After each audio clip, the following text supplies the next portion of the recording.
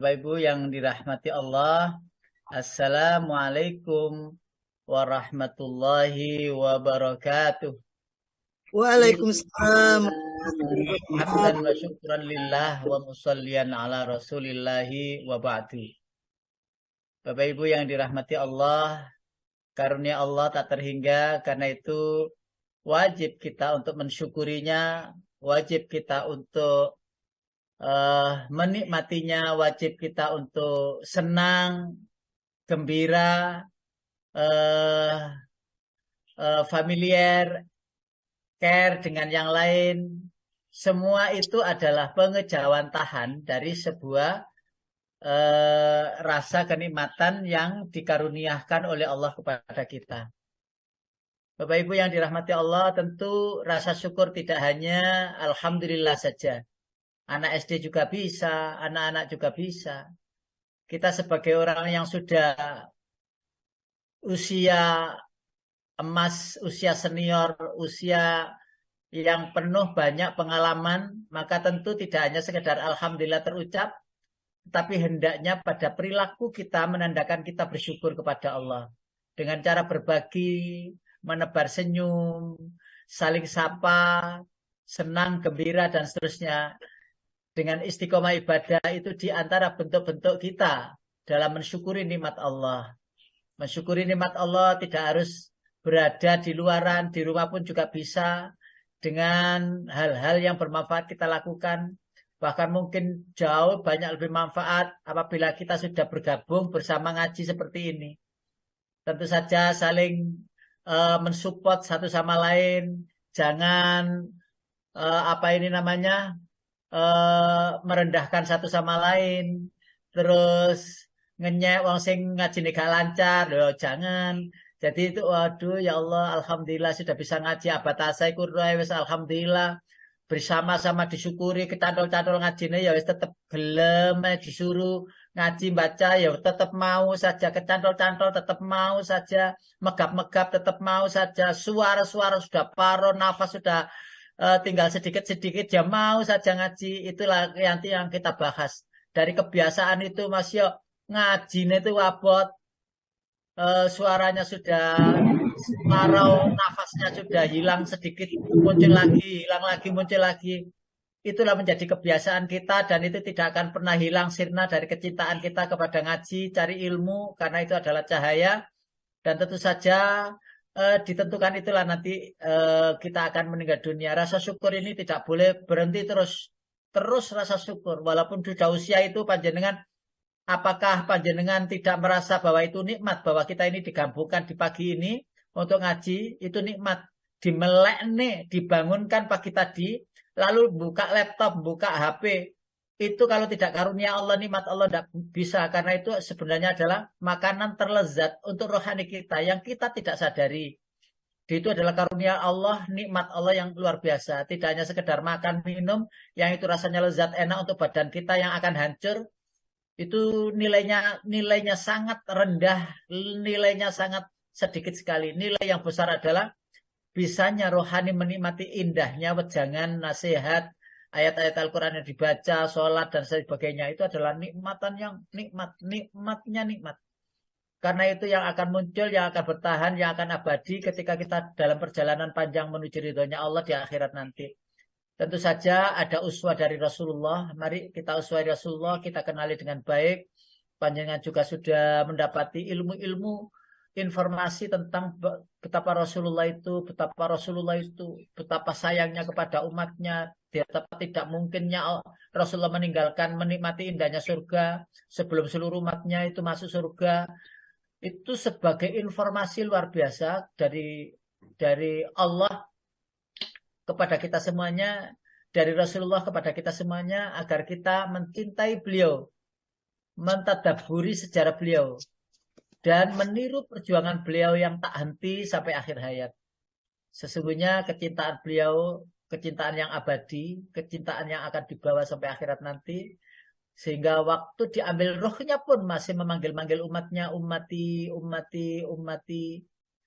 Masya Allah, tentu kita tidak boleh lepas lisan kita untuk membaca sholawat salam kepada beliau agar Allah sampaikan selawat kita dan kembali kepada kita kebaikan yang kita lakukan. Karunia Allah pula kita bisa menikmati indahnya menjadi umat beliau di akhir zaman yang serba tidak menentu, tidak jelas ini. Karena itu alhamdulillah kita tidak tertipu dengan dunia yang semu, tidak tertipu. Dan kita mohon kepada Allah agar kita tidak hanyut pada godaan dunia yang sungguh menipu sekali. Mata'ul ghurur itu sudah sering kita dengar. Wamal hayatud dunya illa mata'ul ghurur itu sudah kita dengar sekali dan Alhamdulillah pagi tadi malam tadi sudah muhasabah bersama Bapak Ibu sholat malam berjamaah. Ibu-ibu yang ikut acara gini panjenengan bisa ikut nanti di acara-acara yang lain di mana atau mungkin di PHI yang akan digagas pada bulan-bulan yang akan datang, ikut PHI nanti kita bersama-sama mengikutinya dan mudah-mudahan pas saya bisa dan kita bisa muhasabah di malam hari sholat tahajud sebagaimana Rasulullah sholat, lalu doa bersama ya mengevaluasi diri kita sampai di mana perjalanan ini dan akan kemana dan kurang berapa lagi kita sampai kepada Allah, kurang berapa lagi kita menempati tempat alam yang berbeda sama sekali dari yang sekarang ini ada. Kita evaluasi semua kegiatan dulu-dulu, kita evaluasi semua sisa usia yang akan datang ini mau kita pakai apa. Lalu kita evaluasi semua anak-anak kita yang belum rajin sholat, ayo kita maksimalkan, kita support mereka. Cucu kita yang sudah mendapati banyak hafalan Al-Quran itu, ayo kita support sehingga mereka bisa mendampingi kita, memberikan syafaat kepada kita saat nanti di akhirat. Karena upaya-upaya kita untuk menjadikan mereka-mereka adalah kurota ayun kita, kurota ayun, ya, pelita hati kita, dan didoakan mereka, doakan mereka, dan terus didoakan. Termasuk kedua orang tua kita yang masih ada maupun yang telah tiada, kita doakan. Kita sendiri juga berdoa dan panggillah hati, panggillah ruh, jiwa, wahai ruhku, wahai jasadku. Engkau harus taat pada Allah. Bilang begitu sendiri. Dinasihati diri sendiri, dinasihati sendiri dirinya. Wahai jasadku, wahai ruhku, bukankah kamu tahu sholat itu wajib? Maka ayo kita sholat, semangat sholat. Wahai jasad-jasadku, wahai apa ini namanya, sel-sel darah semuanya, engkau harus bersama-sama mendukung ketaatan kepada Allah. Gitu, dibilang-bilang sendiri, dikata-katakan sendiri dirinya. Siapa yang bisa menasihati diri kita yang paling pas? Diri kita sendiri. Saya bicara begini kepada panjenengan, yang paling dekat mendengar itu adalah saya sendiri, yaitu telinga saya. Dekat dengan mulut saya, paling dekat. Maka sebenarnya apa yang saya katakan ini adalah untuk nasihat terdekat sendiri adalah telinga kita.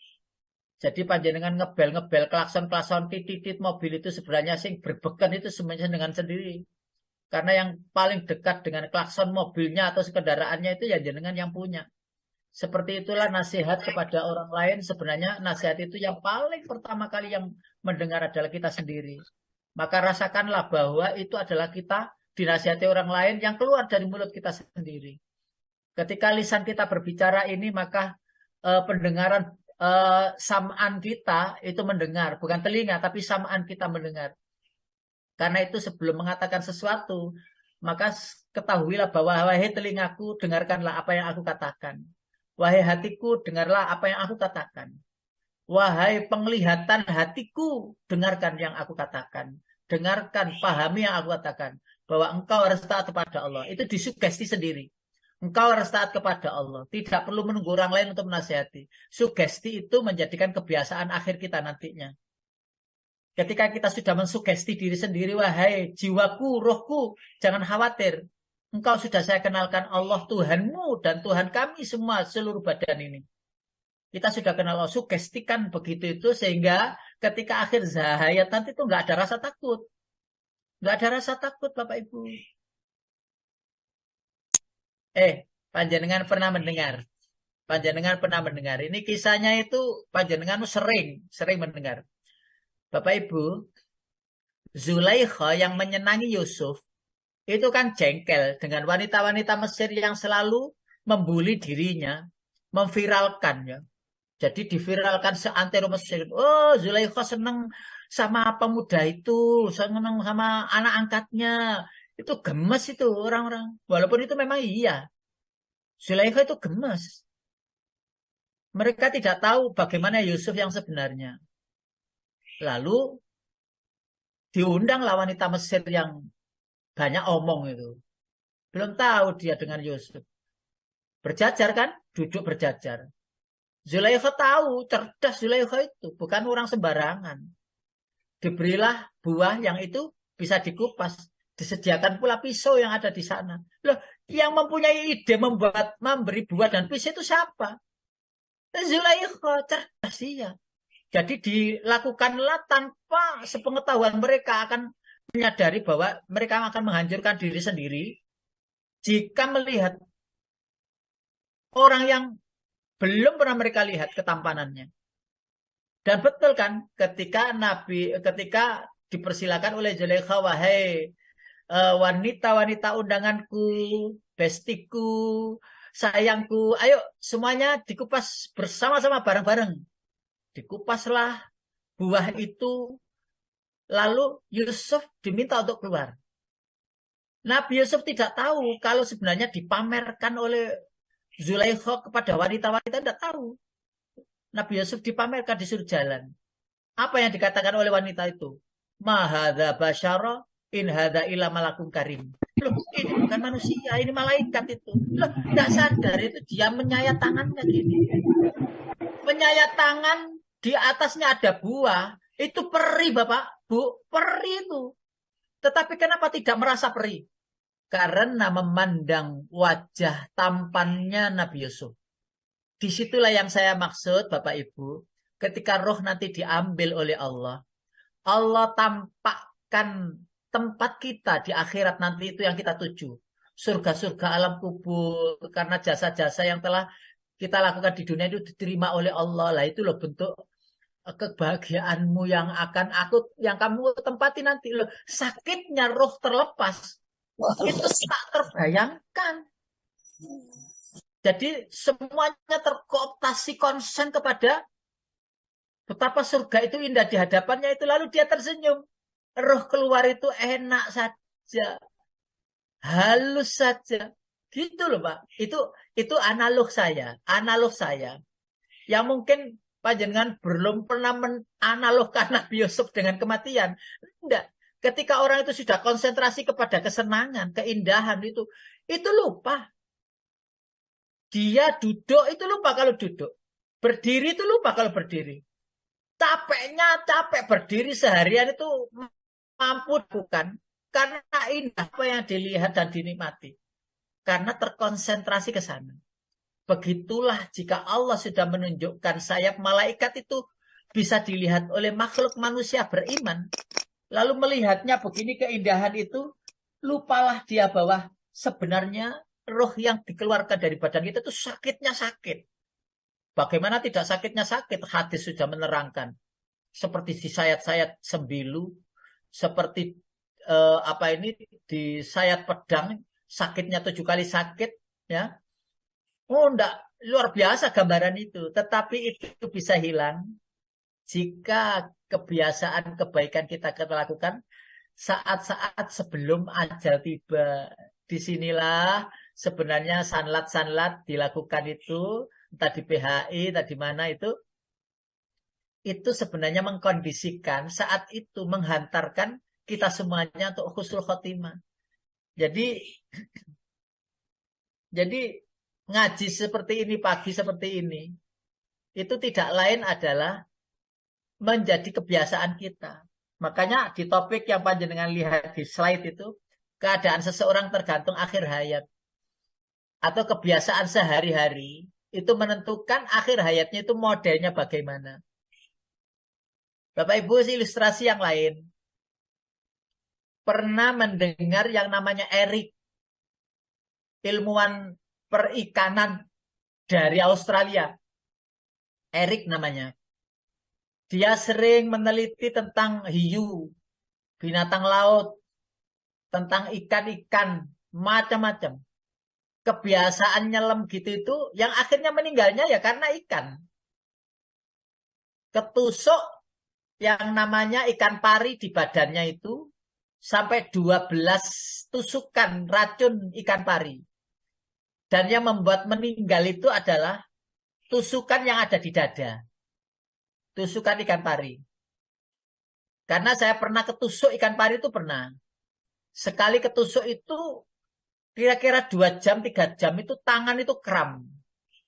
Karena saya pernah mengalaminya. Saya itu ketusuk ikan yang namanya ikan patin, ikan apa ini, udang, ikan macam-macam. Dan yang belum pernah, itu saya kok bisa bayangkan. Belum pernah, lore ya apa ya ikan pari. Keturutan Bapak Ibu. Pikiran saya itu keturutan.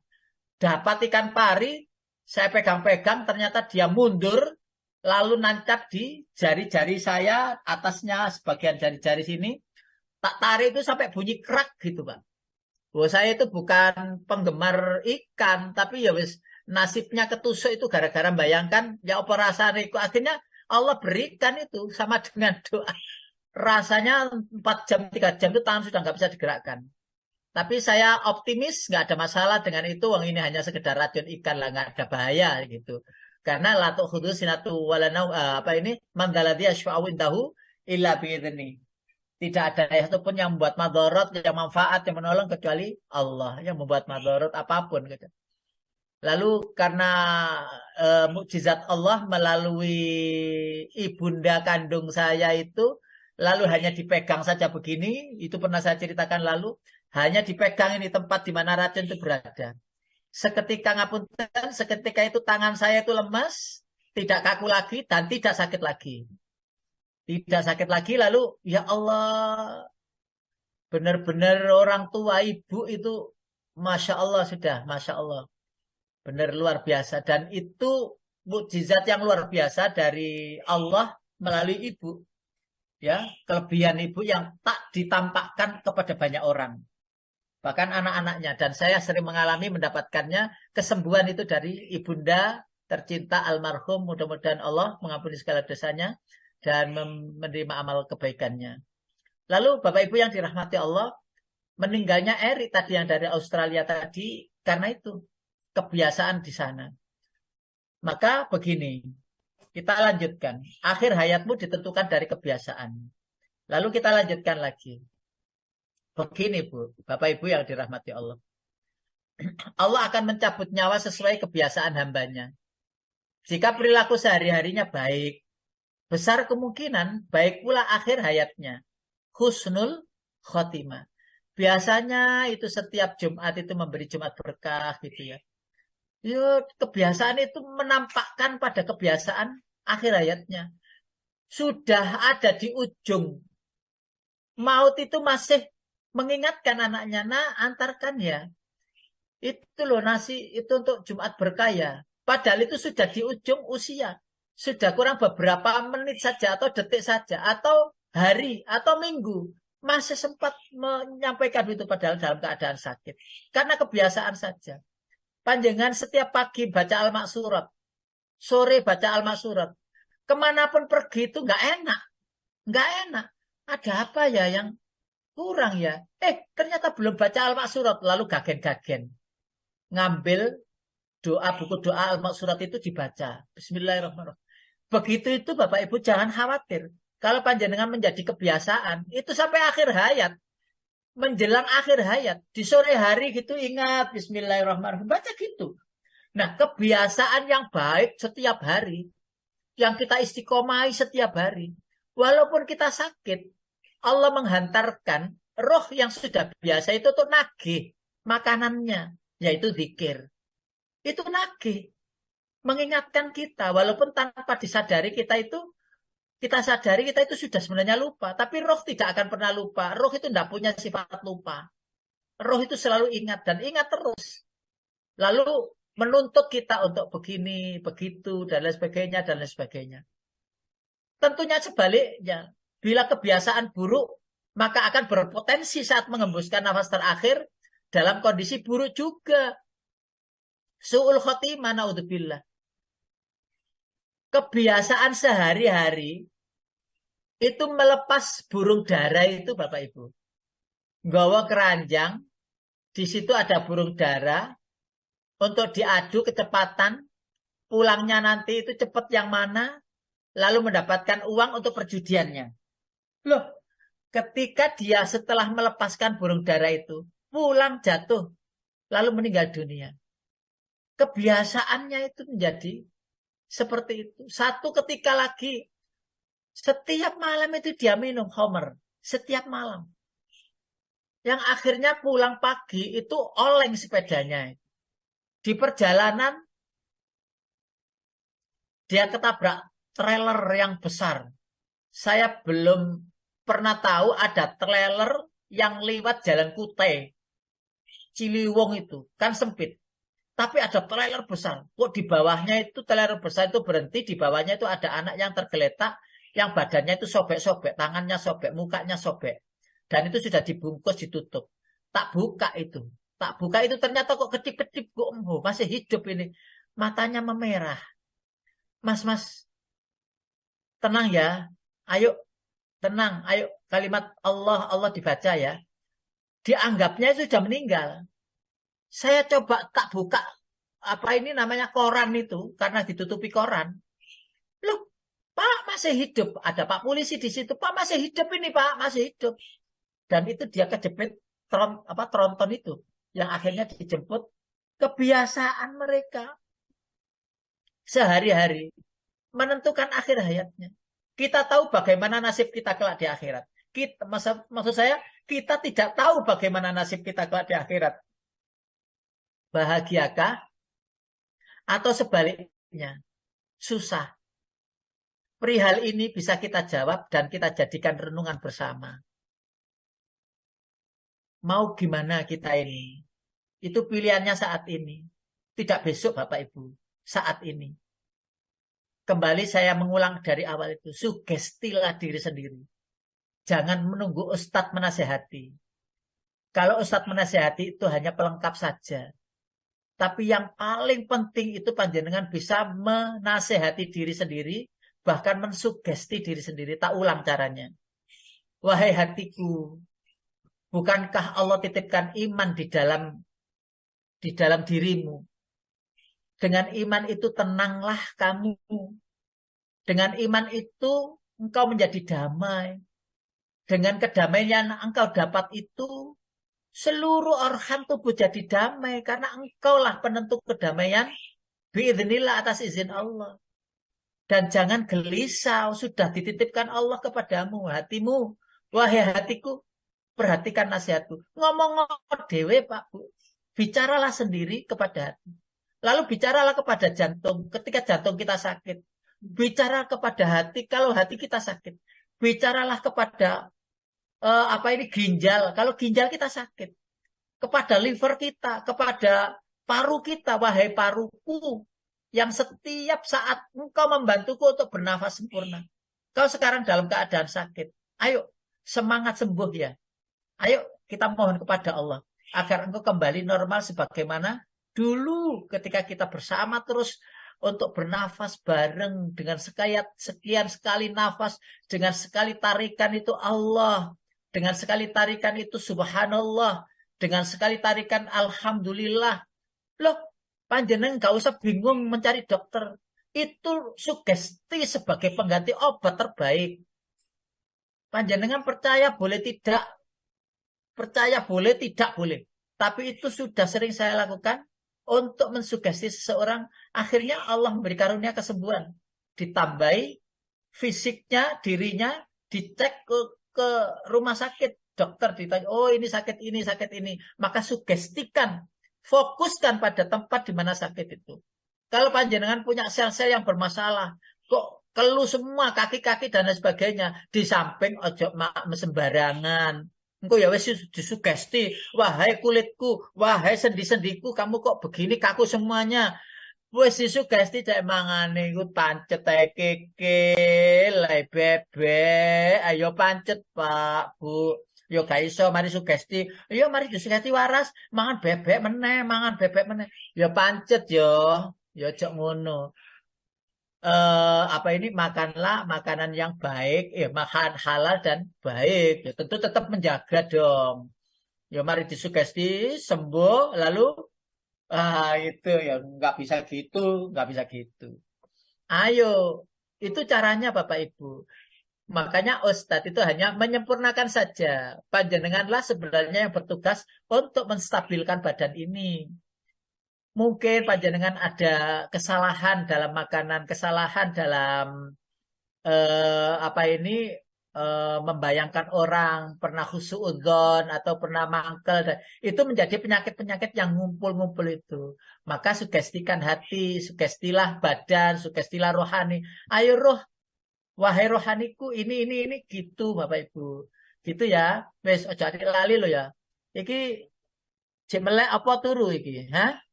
Engko nang aku ngomong dhewe, ha? Oke. Ustaz, Melek Ustaz. melek Melek insya semangat Allah. itu namanya Masih mau melek repot Ustaz, saya masih ngulangi melek. lagi. Gini ini tidak Minum bisa kopi diulang nih loh Bapak Pak. Ibu.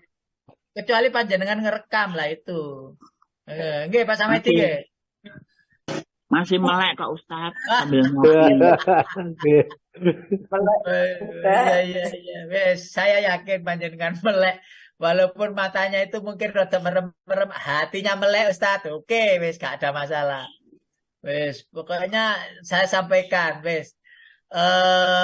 Bagaimana gak usah menunggu sugesti saya, sugestilah diri sendiri. Benar Pak itu. Lalu bacalah ayat-ayat, tambahi Bismillahirrahmanirrahim. Wa nunazzilu minal Qur'ani ma huwa shifaa'u wa rahmatul lil mu'minin. Wa la yazidu zalimina illa khasara. Saat baca ayat itu lemeskan badan. Seakan-akan badan itu sehat, kuat, dilemeskan selemes-lemesnya, lalu baca ayat. Bayangkan segala penyakit hilang. Pak, panjenengan wis beriman, beragama Islam itu yakin kepada Allah itu mulai dulu sampai sekarang usianya berapa? Usianya berapa? Yang 60 tahun, 70 tahun, 80 tahun gitu ya. Tetapi kok belum yakin dengan Al-Quran itu sebagai obat? Itu masalah. Karena itu penting Pak, sudah saatnya kita tangisi dan sesali dosa-dosa yang telah kita lakukan. Terutama di waktu-waktu tenang dan sunyi. Supaya lebih khusyuk dan menjiwai. Dengan cara begitu akan membuat diri kita lebih baik, waspada dari sebelumnya. Karena sebaik-baik orang yang melakukan kesalahan adalah orang yang bertaubat kepada Allah Subhanahu wa taala. Ayo kita renungi. Ayo kita renungi bersama. Jangan berharap masalah itu akan dimudahkan. Namun berharaplah kita akan menjadi orang yang lebih kuat. Rata-rata orang yang bermasalah, orang yang sakit, itu kan minta sembuh Pak.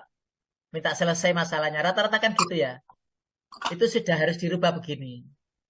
Ketika ada musibah, ketika ada masalah yang berat, itu bukan kita melepas dari masalah itu. Karena nggak akan pernah ada orang yang tidak punya masalah. Yang kita minta, ya Allah kuatkanlah kami untuk selalu mendapati jalan keluar dari setiap masalah. Lalu kita minta juga ketika ada musibah, ya Allah, bukan musibah ini yang aku keluhkan, tetapi kesabaran yang belum aku dapatkan. Paham ya ini Bapak Ibu ya? Oh iya jelas paham. Jelas paham. Gini kalimatnya gak bisa diulang. Yang kedua, ketika kamu merasakan kehilangan harapan, ingat bahwa Tuhan telah menciptakan rencana terindah untuk hidup kita. Ketika kita sudah kehilangan harapan, sudah mentok gimana ya jalan keluarnya, ketahuilah bahwa di sana ada tempat berlabuh yang itu memang Allah rencanakan, yang itu happy, yang itu senang, yang itu surprise, yang terindah di hidup kita. Tidak apa-apa dunia ini tertatih-tatih, begini banyak ini, banyak itu. Tidak apa-apa. Yang penting surganya tidak tergadaikan. Ya. Dan surganya tetap kita dapatkan. Tidak apa-apa. Hidup ini bersusah-susah. Ya tertatih-tatih. Ya tidak apa-apa. Memang hidup ini gitu. Tapi ketahuilah.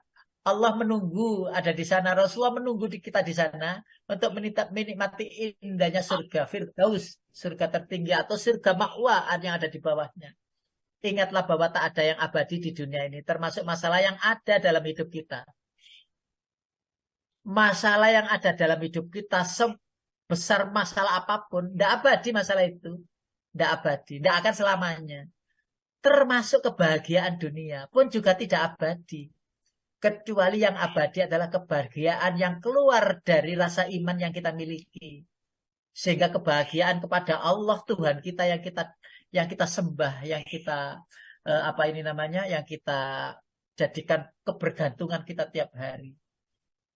Perbaikilah kita, perbaikilah diri kita, maka orang akan memaafkan kita dengan sendirinya. Yang penting kita jadi orang baik. Orang lain membicarakan ini itu nggak apa-apa, Bapak Ibu, nggak apa-apa. Kebaikan kita yang sudah kita biasa lakukan, itu endingnya ya akan ikut baik. Seseorang yang biasa ngaji, Bapak Ibu, maka ia akan ngaji tanpa ia sadari. Biasanya kalau leye-leye, Pak, jenengan kok pegang HP, lalu HP-nya itu, lalu rohani kita itu memanggil. Lah enak ngaji aja sih, timbangannya nyekel HP. Itu pertentangan, Pak. Lalu rohani menang, HP-nya ditaruh. Nah, dengan berbaring itu terus melantunkan ayat-ayat Bismillahirrahmanirrahim. Inna a'tainakal kautsar fasalli li rabbika wanhar. Inna syani'aka huwal abtar. Bismillahirrahmanirrahim.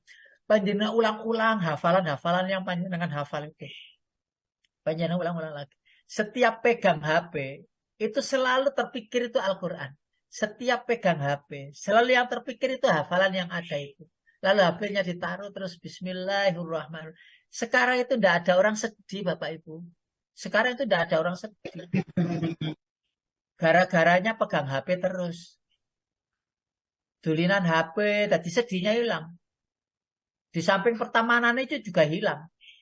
Mau jajar-jajar itu loh menang. Kabeh gak ono sing omong.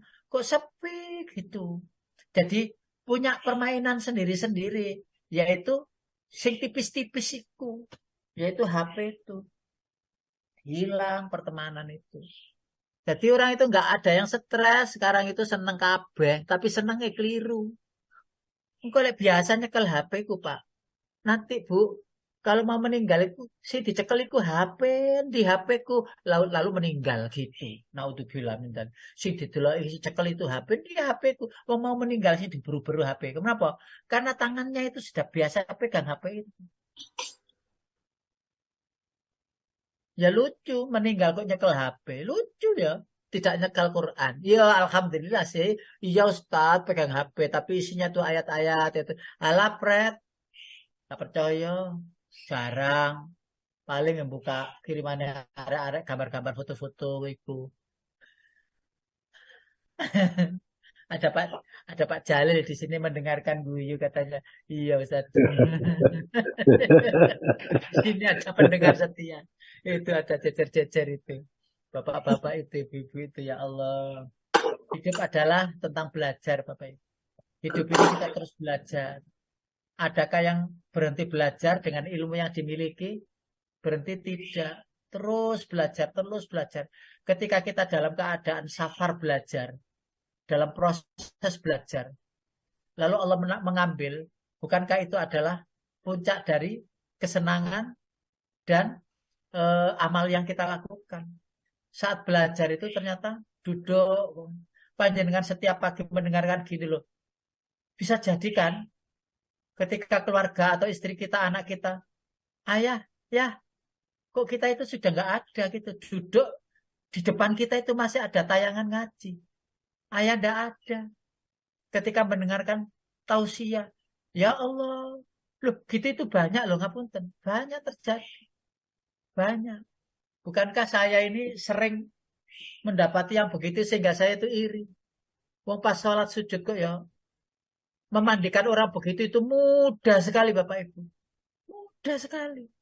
Memandikan orang seperti itu. Saya itu gemesnya itu ya. Ya apa sih, apa saya itu bisa begitu nanti gitu. Pas ngaji begini, saya punya banyak dosen, guru, teman, dai-dai itu. Saat di podium Pak, dosen saya itu. Khotib Jumat Pak. Lalu brek gitu ambruk. Jamaah melihatnya sudah tidak ada. Meninggal dunia saat di podium khutbah. Ya Allah. Loh, bukankah para malaikat menjunjung rohnya itu? Menjunjung rohnya, mengangkat rohnya. Badannya tergeletak, sudah nggak dipakai lagi. Rohnya menemui kejayaan, kesenangan, kemuliaan di alamnya sana. Masya Allah. Masya Allah. Bapak Ibu yang dirahmati Allah, nasihat dari Al-Quran. Sesungguhnya sesudah kesulitan itu ada kemudahan. Bahkan diulang, sesungguhnya kesulitan itu ada kemudahan. Boleh dibuka. Surat Al-Insyirah. Surat ke-94. Ayat 5 dan 6. Inna ma'al usri yusra. Inna ma'al usri yusra. Inna ma'al usri yusra. فإذا فرغت فانصب وإلى ربك فارغب. Ada? Ketemu surat Al-Insyirah benar? Sampun Surat Ustaz 94 ayat 5 sampai terakhir, monggo. nggih. A'udzubillahi minasyaitonirrajim. Bismillahirrahmanirrahim. Maka sesungguhnya bersama kesulitan ada kemudahan. Sesungguhnya bersama kesulitan ada kemudahan. Maka apabila engkau telah selesai dari sesuatu urusan, tetaplah bekerja keras untuk urusan yang lain. Dan hanya kepada Tuhanmu lah engkau berharap. Bapak Ibu yang dirahmati Allah, benar kan? Ketika kita sudah beribadah satu ibadah, memindahkan diri untuk beribadah ibadah yang lain. Jadi semua aktivitas kita itu bernilai ibadah. Nilai ibadah demi ibadah yang kita lakukan. Yang porsinya itu makan dan terus makan untuk rohani. Itu menjadi kebiasaan kita. Kita tidak enak kalau tidak mendengarkan tausiah. Kita nggak enak kalau tidak ngaji. Kita nggak enak kalau tidak tadabbur Al-Quran. Kita nggak enak kalau tidak dapati ilmu hari ini. Terus begitu. Maka ayatnya Faiza farogta fansab. Jika selesai melaksanakan sesuatu ibadah, terus pindah ibadah yang lain. Selesai ibadah lagi loh. Itu nasihat. Ayo coba renungi. Ketika kita sudah mendapati hal seperti itu sudah biasa kita lakukan, bukankah Allah akan menjemput kita dalam keadaan ibadah? Lah itu menentukan. Lah nggak ada ceritanya orang-orang yang tidak memperdulikan ibadah kepada Allah, terus endingnya itu jadi bagus. Kecuali memang Allah berikan istimewaan, ada sesuatu keistimewaan di orang tersebut sehingga dijadikan indah di akhir hayatnya, padahal kebiasaannya tidak baik. Ya Allah pula yang menghendakinya. Tetapi tidak umum begitu itu dilakukan. Ya terserah-serah Allah sih. Orang yang baik saja itu tidak dijamin husnul khotimah kok. Ya, tidak dijamin. Tetapi kita husnudzon, diarah-arahkan kebaikan ke kebaikan, itu adalah akan direncanakan husnul khotimahnya. Lalu yang kedua, ingatlah, hanya dengan mengingati Allah hati menjadi tentram. Bukankah itu ada surat Ar-Ra'd ayat 28? Ala bidzikrillahi tatma'innul qulub. Ini untuk melerai hati kita, memasang hati kita di sini ini agar nyaman, agar tenang dengan bekal itu. Dibuka lagi Bu, surat Ali Imran ayat 139. Surat Ali Imran surat yang nomor 3. Ya, ayat. Ayat 139. Nggih Ustaz. Siap Ustaz. Monggo langsung diterjemahkan. Oh nggih. Surat ketiga ayat Ayat 139. 139. Dan janganlah kamu merasa lemah. Dan jangan pula bersedih hati, sebab kamu paling tinggi derajatnya jika kamu orang yang beriman. Orang yang beriman, Bapak Ibu, itu tidak ada rasa khawatir. Kalau panjenengan kok punya rasa khawatir kehidupan dunia ini, panjenengan menyepelekan Allah. Bahwa Allah itu maha kuasa untuk menjadikan panjenengan itu berfasilitas hidup. Bahwa Allah telah menyediakan segalanya untuk kita, untuk kehidupan kita itu sudah selesai. Karena itu kita tinggal menikmati saja, hidup senang saja, ibadah maksimal saja. Karena sesungguhnya orang yang beriman itu tidak akan pernah sedih, juga tidak akan pernah susah. Orang beriman itu akan bahagia terus. Lah kok panjenengan kok nggak bahagia? Panjenengan tanya sendiri. bagaimana iman yang panjenengan miliki. Tanya tadi kembali kepada diri sendiri, wahai hatiku, kenapa hari ini engkau sedih? Wahai hatiku, kenapa kehilangan begitu saja engkau merajuk-rajuk kemana-kemana? Tidak perlu. Nasihatilah diri sendiri. Sehingga tidak menunggu ustadznya. Ustadz, saya gini-gini gimana ya? Saya itu sedih, Ustadz. Enggak ini, enggak gitu-gitu. Ya, gitu ya. Jadi jenengan sudah menjadi ustadz-ustadzah yang bisa menasihati diri sendiri. Bahkan bisa menasihati orang lain. Kan ada latihan setiap Senin Selasa Rabu itu. Ada latihan untuk menasihati teman-teman, berlatih untuk menyampaikan tausiah. Dan tidak lupa, ingatlah bahwa telinga kita adalah yang terdekat dengan lisan kita. Kembali, ketika lisan kita berbicara, maka yang wajib terdengar itu adalah telinga kita ini. Allahu Akbar wa lillahil hamd. Masya Allah. Masya Allah. Lalu yang berikutnya, ayo kita perhatikan nasihat Al-Quran. A'udzubillahi minasyaitonir rajim, terdapat dalam surat Al-Qasas 28 ayat 77. Wabtaghi fima ataka Allahu ad-daral akhirata wa la tansa nasibaka minad dunya wa ahsin kama ahsanallahu ilaik wa la tabghil fasada fil ard innallaha la yuhibbul mufsidin innallaha la yuhibbul mufsidin. Ayo diterjemahkan. Dan carilah pahala negeri akhirat dengan apa yang telah dianugerahkan Allah kepadamu. Tetapi janganlah kamu lupakan bagianmu di dunia dan berbuat baiklah kepada orang lain, sebagaimana Allah telah berbuat baik kepadamu. Dan janganlah kamu berbuat kerusakan di bumi. Sungguh Allah tidak menyukai orang yang berbuat kerusakan. Ada 5 poin di sini, saya jelaskan 3 saja. Karunia Allah itu banyak, Bapak Ibu, dan kita sudah tahu itu. Lah, ayo kita gunakan karunia yang banyak itu untuk mencari, mengejar akhirat. Materi kemarin, kan sudah saya bilang, kecilkan dunia, besarkan akhirat. Masalah dunia itu kecil, yang besar itu masalah akhirat. Karena masalah akhirat itu abadan-abadan, selama-lamanya. Sedangkan dunia ini ada batasnya.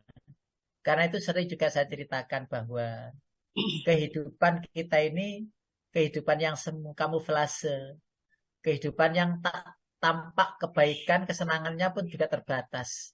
Sedangkan kesenangan yang benar-benar kesenangan itu adalah akhirat, surga Jannatun Naim itu.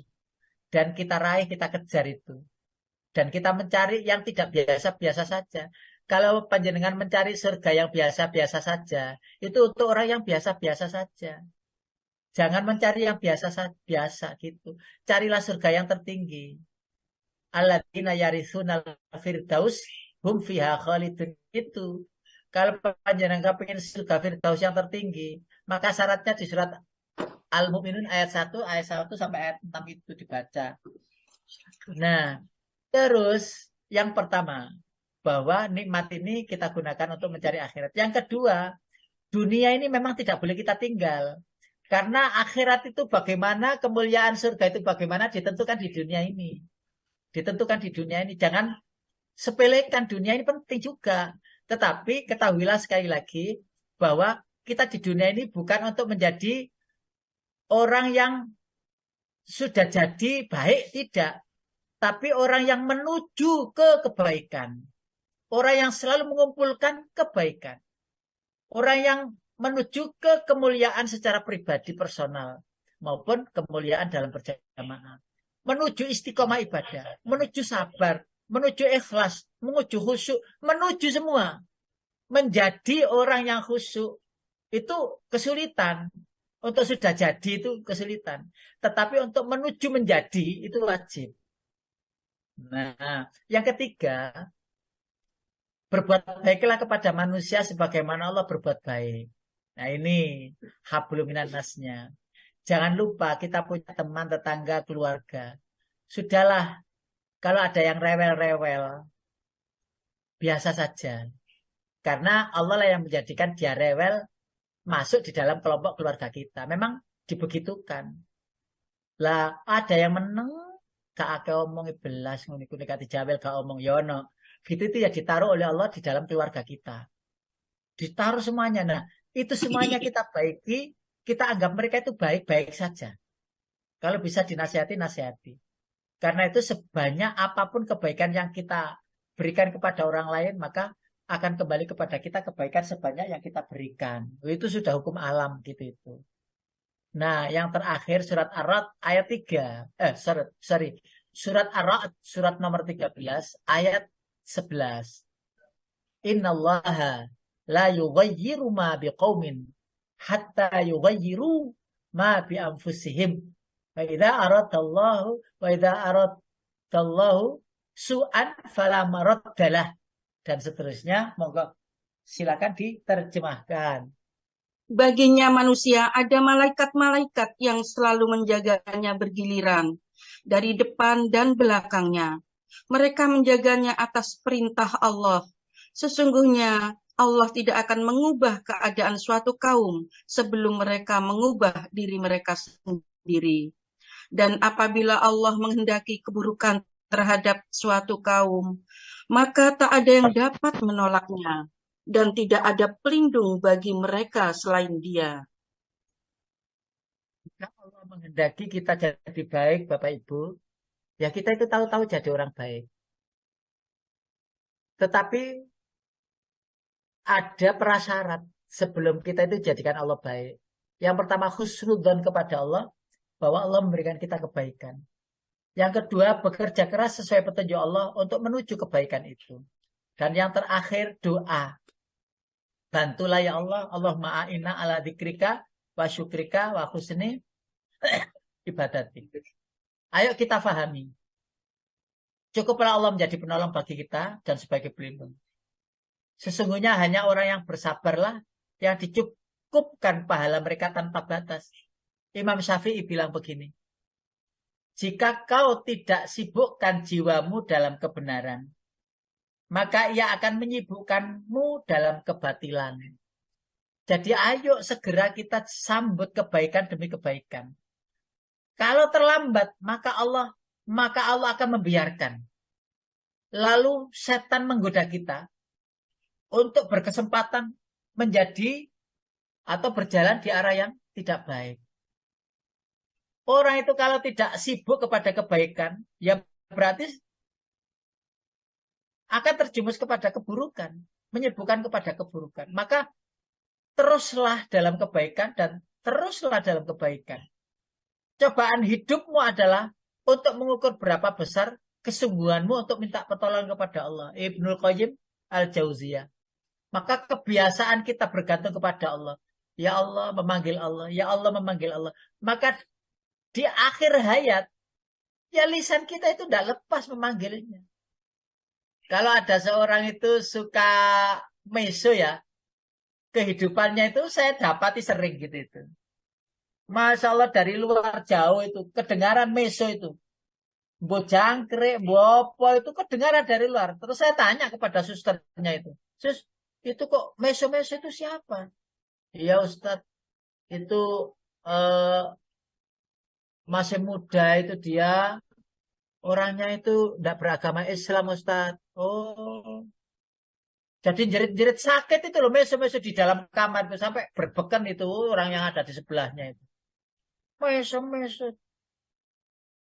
Binatang-binatang diceluki kabeh. Jarang, jangkrik, itu dipanggil itu. Sampai akhir hayatnya itu yang diucapkan. Karena kebiasaannya di komunitasnya. Kalimat itu yang diucapkan, bukan Allahu Rabbuna, Hasbunallah, La ilaha illallah. Tidak itu. Itulah yang saya maksud. Sudahkah kita itu mengistiqomai sesuatu yang menjadikan itu ukuran akhir hayat kita akan pulang nanti. Ngapunten, orang yang biasa tersenyum, seneng gitu ya. Ya ada uang, tersenyum, nggak ada, tersenyum. Jadi kayak duit itu akan terus, gitu. Optimis ya. Lah orang lain itu tidak mengira bahwa dia itu nggak punya uang, nggak punya apa-apa, itu tidak ngira. Dikirain ada, terus padahal tidak ada. Tapi dia mengkamuflase dirinya untuk tetap tenang dan senang. Loh gitu itu terbawa. Saya sudah mengetahui dan saya sudah menyaksikan gitu itu. Sampai saya mencuci jenazahnya. Orang ini kok senyum. Pancet tetap sebagaimana ketika ketemu dengan teman-temannya di ngaji komunitas di Masjid Al-Falah itu. Bapak ini senyum dan sering menggoda temannya, sering juga digoda temannya. Dan enak, bicaranya juga enak dan dikenal di komunitasnya ya baik. Senyum itu. Ketika meninggal saya berkesempatan untuk memandikannya. Loh, ya Allah, kok senyum? Senyum wajahnya itu nggak berubah sebagaimana sering ketemu. Ya tetap gitu ya Allah. Orang gini ini orang yang menang di kehidupan dunia. Juara. Kapan lalu kita sambungkan juaranya juara. Itu adalah orang yang mendidik hatinya. Sehingga dalam ketenangan kehidupannya sampai di bawah akhir hayatnya ya Allah. Karena itu tidak ada waktu untuk mengeluh. Ayo bangun sekarang dan hadapilah segala masalah dengan tersenyum. Hadapilah masalah dengan senang. Karena Allah mendampingi kita dimanapun kita berada. Allah bersama kita dimanapun kita berada. Maka ketahuilah masalah besar itu jadi kecil. Apalagi masalah kecil. Kenapa? Penyelesainya itu Allah, bukan kita. Kalau sudah kita pasang, nyaman hidup dan tidak ada rasa was-was, rasa khawatir. Maka Allah mengatakan, menyampaikan ala inna awliya Allahi la khawfun alaihim wa lahum yahzanun. Lahumul busyra fil hayati dunya wal akhirah. Lahumul busyra fil hayati dunya wa fil akhirah. La tabdila li khalqillah. Ketahuilah, wali-wali Allah, kekasih-kekasih Allah itu tidak pernah ada rasa susah. Apalagi sedih. Kenapa? Allah akan memberikan mereka kebahagiaan dunia dan akhirat. Bapak Ibu yang dirahmati Allah, itu yang bisa kita kaji pagi ini. Mudah-mudahan ada guna dan manfaatnya. Hal-hal yang belum saya sampaikan akan kita lanjutkan pada pertemuan pekan yang akan datang. Mohon maaf lahir dan batin.